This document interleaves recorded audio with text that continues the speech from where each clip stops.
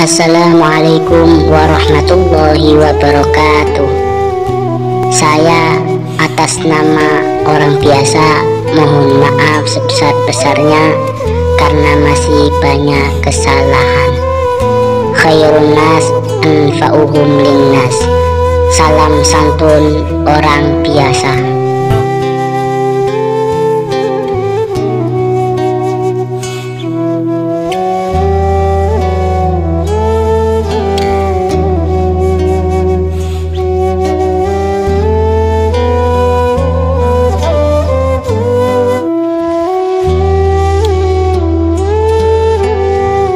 Dikirim ke satu tempat, kita harus dibawa ke satu tempat. Jangan dibayangkan orang lain. Anda yang dibawa, Anda yang dimandikan oleh orang-orang, Anda yang dikafani oleh orang-orang, dan saat itu pun Anda diangkat di atas kepala orang-orang. Jangan berbangga Anda tidak jadi kemanten. Saat itu Anda akan dibawa ke alam barzah, Anda akan dikirim ke kubur.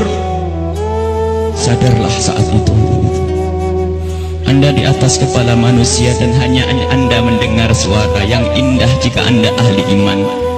Orang yang bersama kita mengucapkan kalimat indah, La ilaha illallah, La ilaha illallah, La ilaha illallah, La ilaha illallah, La ilaha illallah. Ketahuilah, jika ahli iman yang dibawa di atas kepala manusia mendengar la ilaha illallah, terhibur hatinya dan alangkah bahagianya. Akan tetapi jika dia bukan ahli iman, dia akan menyesal, kenapa aku tidak bisa mengucapkan la ilaha illallah di hatiku.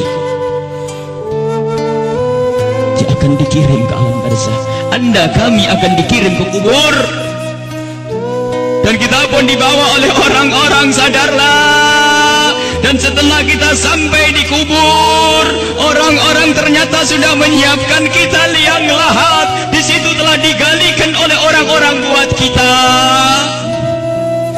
Dan tidak lama kemudian orang ada yang memeluk kita, ada yang merangkul kita, dan itu ternyata rangkulan untuk melepaskan kita di kubur.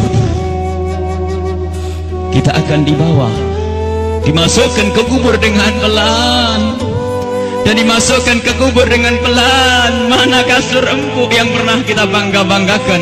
Mana mobil mewah yang kita bangga-banggakan? Mana rumah megah yang kita bangga-banggakan itu? Jika ada yang berpesan kepada anak istrinya, tolong bawakan aku bantal yang empuk, tidak akan dibawakan, karena itu bukan milik Anda lagi. Anda tidak berhak lagi memiliki itu semua. Dan yang akan Anda bawa justru yang pernah Anda berikan di saat Anda hidup, bukan yang Anda simpan. Anda akan masuk liang lahat. Sadarilah ini.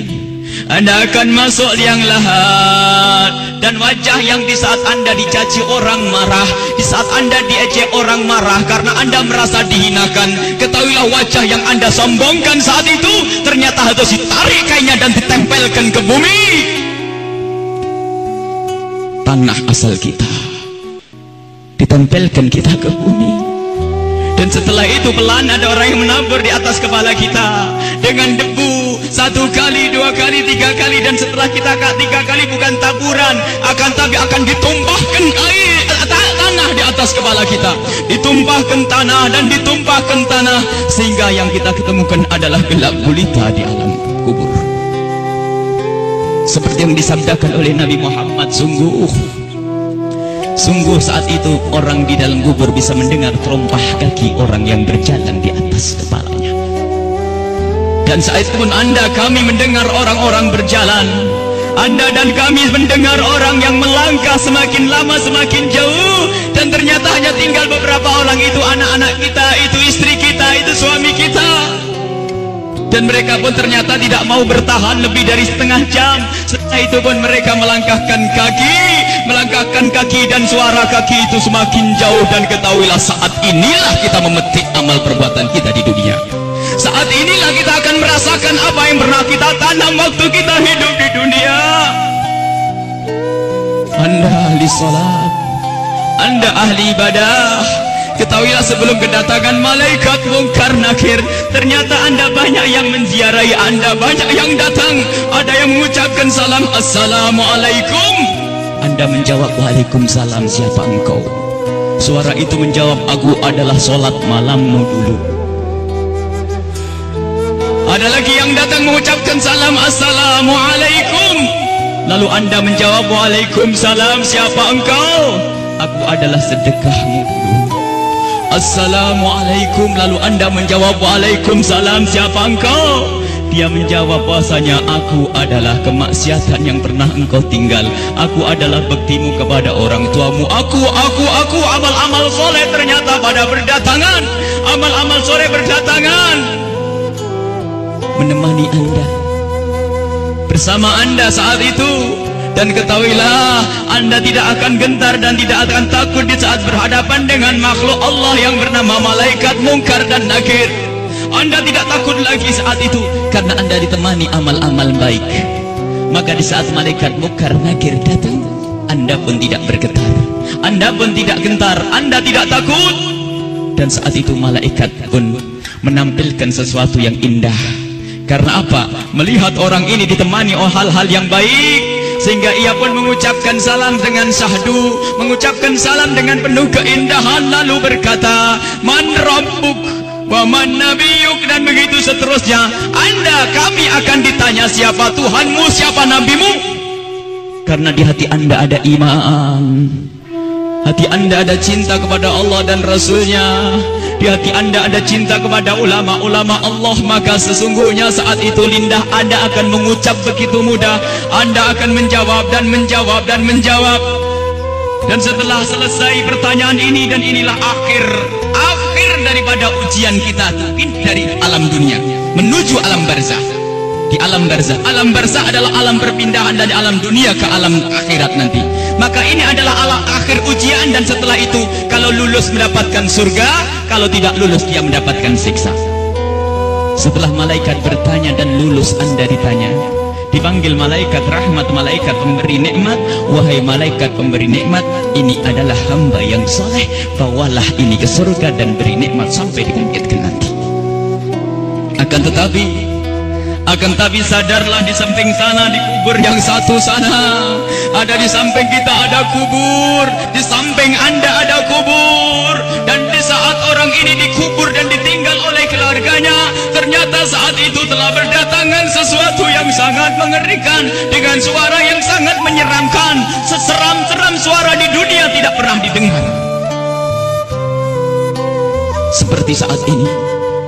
Suara yang sangat mengerikan dan menyeramkan, ketahuilah. Lalu orang ini bertanya, siapa engkau? Suaramu sungguh mengerikan. Suara itu menjawab, aku adalah zina yang pernah engkau lakukan dulu. Suara lebih seram lagi. Lalu orang ini bertanya, siapa engkau? Aku adalah tali persaudaraan yang pernah engkau putus dulu. Siapa engkau? Aku adalah salat yang pernah engkau tinggal. Siapa engkau? Aku adalah durhakaku kepada suamiku. Siapa engkau? Aku adalah tempelengan kepada istrimu. Siapa engkau? Aku adalah dusta, dan seterusnya dan seterusnya. Kalau orang ahli maksiat sungguh saat itu ditemani oleh amal-amal jeleknya, dan saat itu sudah takut dan takut dan takut sebelum kedatangan malaikat mungkar nakir. Semoga Allah menjaga kita dari didatangi oleh amal-amal jelek. Akan tapi kita semua punya amal jelek. Ya Allah, ampuni dosa kami. Jangan sampai ini semua hadir di saat itu, ya Allah. Ya Allah. Kemudian malaikat mungkar nakir datang. Bagaimana ya kalau ini kita? Malaikat mungkar nakir datang dan bertanya. Rupanya orang yang sudah ketakutan ini melihat malaikat semakin takut, sehingga ditanya tidak bisa berucap sepatah kata pun, tidak bisa mengucapkan apa-apa. Dan saat itu malaikat memukul, menyiksanya. Dan ketahuilah, pukulan malaikat ini seperti yang disebutkan dalam satu hadis, jika dipukulkan ke dunia, maka dunia ini akan hancur dan isinya. Dipukulkan kepada kita kalau kita ahli maksiat, dipukulkan kepada siapapun yang ahli maksiat. Dan saat itu setelah selesai diuji dan ditanya, Maka malaikat ini berkata kepada malaikat penyiksa, wahai malaikat pemberi siksa, ini hamba Allah yang bermaksiat, siksalah dia hingga nanti dibangkitkan. Ini yang harus senantiasa kita hadirkan. Kenapa Rasulullah pernah memerintahkan aktsiru min dzikri hadzimil ladzat, sering banyaklah menyebut kematian agar kita sadar bahwasanya kita juga akan mati, lalu mempersiapkan kematian ini. Al-kayyisu man dana nafsahu lima ba'dal maut. Orang cerdas itu yang mempersiapkan untuk kehidupan setelah mati. Seorang sahabat bertanya kepada Nabi Muhammad, ya Rasulullah, ayyun nasi akyas, orang apa yang paling cerdas ya Rasulullah? Dijawab, aktaruhum lil mauti dzikra, yang paling sering menyebut kematian, yang paling sering mengingat kematian. Wa ahsanuhum lima ba'dahu istidada, yang paling banyak untuk mempersiapkan setelah kematian. Itu adalah orang-orang cerdas. Dan ketahuilah, siapapun yang selalu ingat kematian itu akan semakin indah tingkah lakunya. Jangan dianggap kalau ingat kematian orang ini akan cemberut. Jangan dianggap kalau orang kematian dia akan selalu muram. Tidak. Orang yang selalu keingat kematian akan semakin indah di dalam berinteraksi dengan sesama. Dia tahu bahasanya senyum kepada istri itu pahala, maka dia akan sering senyum. Dia tahu bahasanya menghargai suami adalah pahala, maka dia akan menghargai suami. Dia ngerti bahasanya tegur sapa, sopan santun, saling kasih dan cinta kepada tetangga itu menghadirkan pahala, maka dia akan bersopan santun dan bersaling kasih. Maka orang yang sering mengingat kematian itu akan menjadikan dia semakin baik di dalam kehidupan ini. Kalau ternyata ada orang mulutnya tajam, tangannya suka mukul orang, yakinlah bahwa dia lupa bahasanya dia akan mati, atau ingat mati tapi tidak sadar bahasanya itu semua akan dituntut setelah kematian. Maka mari kita mengingat kematian agar hidup kita semakin indah di dunia ini. Semua yang kita lakukan di dunia ini akan kita petik buahnya di akhirat. Udhkuru aktiru min dzikri hadimil ladzat. Hadis yang diriwayatkan oleh Imam Tirmidzi dan Ibnu Hibban. Bahasanya, perbanyaklah engkau menyebut kematian. Bahkan banyak sekali Rasulullah memerintahkan satu amalan tujuannya agar mengingat kematian, termasuk ziarah kubur. Fa innaha tudzakirukumul maut, karena ziarah kubur itu mengingatkan orang-orang yang mengingatkan kita kepada kematian. Menyebut orang yang telah mendahului kita dalam iman, mengingatkan kita kepada kematian. Membaca manaqibnya orang-orang soleh itu juga mengantarkan kita agar ingat kematian. Bisakah kita menyusul kepada Imam Syekh Abdul Qadir Al-Jailani? Bisakah kita bisa menyusul Syekh Al-Imam Al-Haddad? Bisakah kita menyusul Sayyidina Al-Baqi Al-Muqaddam dan seterusnya? Ingatlah kematian.